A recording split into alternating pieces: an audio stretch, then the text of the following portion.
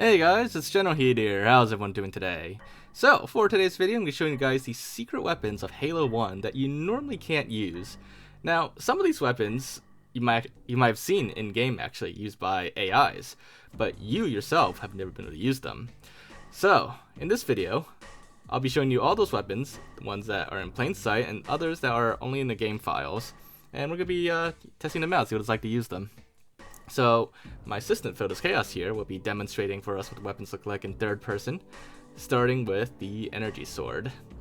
So, yeah, the Energy Sword was only usable in Halo, starting from Halo 2, but in Halo 1, with a few modifications to it, we can make it usable to players, but normally it's only usable to elites in the game. And technically, if you play as an elite, if you mod yourself to be an elite, you could use the Energy Sword. But even then, it's not really meant to be used as a player usable weapon, even if you play as an elite. But anyways, here is the Energy Sword, and you can see at least the way it seems like, I don't know, by default it doesn't actually do any damage when you melee with it. I believe the way the damage works is a little bit different in game, and I guess the way I modified it probably like made it not do damage anymore.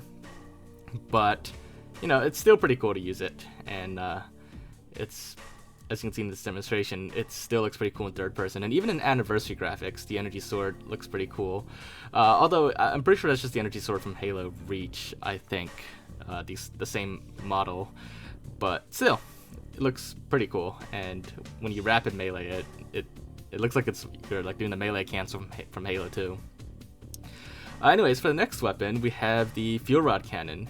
Now, this is different from the Fuel Rod Cannon that you see in multiplayer. This is the campaign Fuel Rod Cannon. Visually, it's a little bit different, and normally, it's not player usable either. You might have seen a lot of grunts use it, but when you kill the grunts, they drop the Fuel Rod Cannon and it explodes. So, I had to disable that explosion to even be able to like use it here. And as you can see, you can actually rapid fire the Fuel Rod Cannon. It's a charge weapon. You have to charge it up, and then when you release the charge, it fires. But if you charge it up, and then when you release it and you rapidly click your mouse or the fire button, you actually rapid fire the Fuel Rod. Now, of course, the AIs don't know this is possible, so that's why the grunts will never rapid fire a Fuel Rod Cannon at you in campaign, which is a good thing, because if they could do that, oh my god, this would be a really hard campaign if grunts could rapid fire Fuel Rods at you. Especially if you're playing on Legendary or Lasso. But even on easy difficulty, rapid fire Fuel Rods would be pretty deadly. Also, it seems like the melee doesn't really do much with the Fuel Rod either, but that's to be expected because it's a campaign Fuel Rod. It's not meant to be used as a melee weapon. Next up, we have the Gravity Rifle. This one's a classic, and I've actually covered this in a previous video before, but you know, I definitely wanted to include it as part of this video because it is a weapon that's hidden in game files that you normally can't use. It's actually a cut weapon that apparently I think it was supposed to be added pretty early on in Halo CE's development, but was cut and left over. Now, what's left of it now is it seems to just be kind of like a flamethrower. I don't remember if it was always like that in the original Xbox version, or this is just an MCC thing, but that's the Gravity Rifle. This next weapon has no model, and I had to spawn it by shooting it out of a pistol, but this is the Hunter Fuel Rod Cannon, and it did take a little bit of modifications to make it also player usable, but it is possible.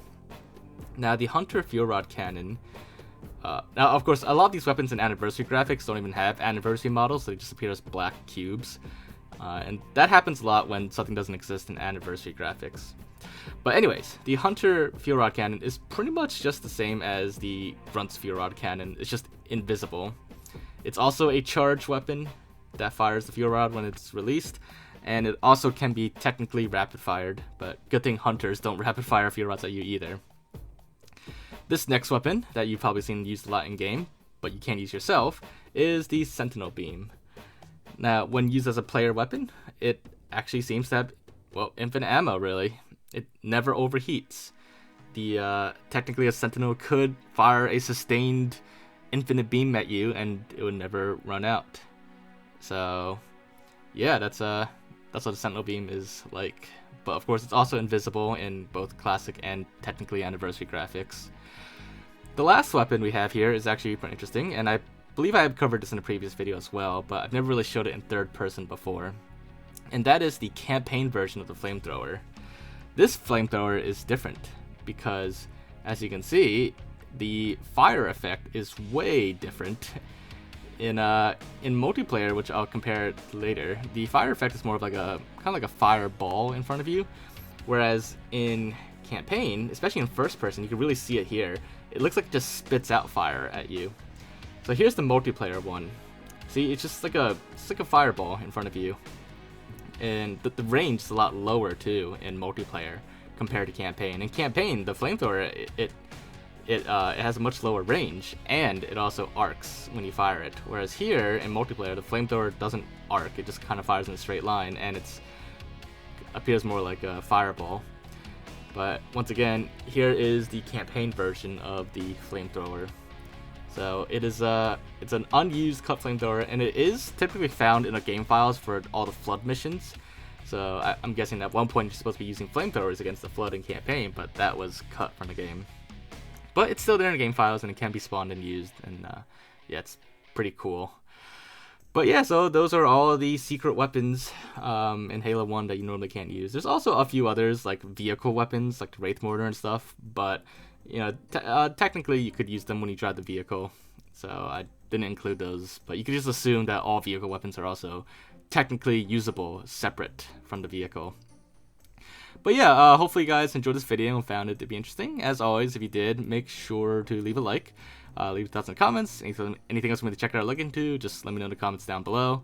But aside from that, make sure to subscribe, and I will see you all next time. Bye, guys.